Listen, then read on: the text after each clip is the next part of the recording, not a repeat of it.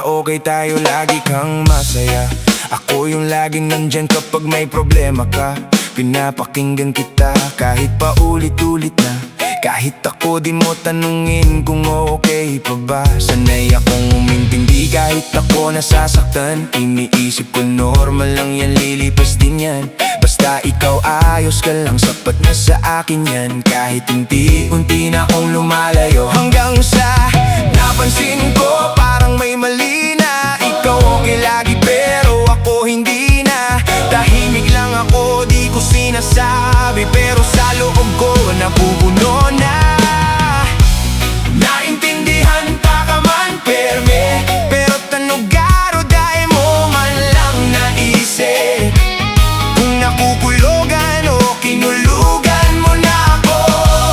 Naintindihan pa ka man, perme, pero tanugaro dahil mo man lang naisip. Kung nakukulogan o kinulugan mo na ako. Isang gabi napaisip ako mag-isa, bakit ako lang ang laging nag-aalala sa'yo, diba? Pag ikaw may kailangan, nandito agad ako. Pero pag ako na parang wala lang, doon ko naisip hindi na to pantay. Ako lang nagbibigay, wala kang pakialam, kahit kaunti man lang. Sa kakaintindi ko sa'yo, nakalimutan ko nang tanungin kung okay lang ba ang sarili ko.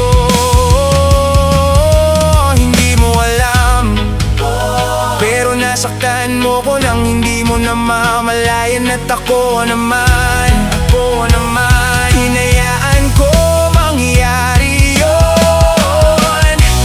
Naintindihan ta ka man, perme, pero tanugaro dahil mo man lang naisip.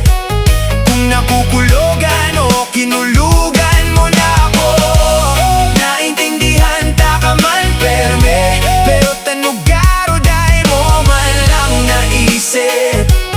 Kung nakukulogan o kinulugan mo na ako. Kaya ngayon pipiliin ko muna sarili ko. Hindi na ako mananahimik kung nasasaktan ako. Hindi masamang umintindi, pero dapat may hangganan. Hindi pwedeng ako lang palagi ang nasasaktan. Kung mahalaga ako, mapapansin mo rin. Pero kung hindi, tatanggapin ko na rin. Kasi sa uli, natutunan ko to.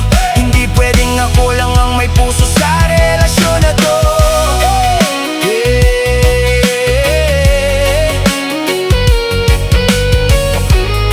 Hindi lang dapat ikaw ang iniintindi, dapat pati ako rin.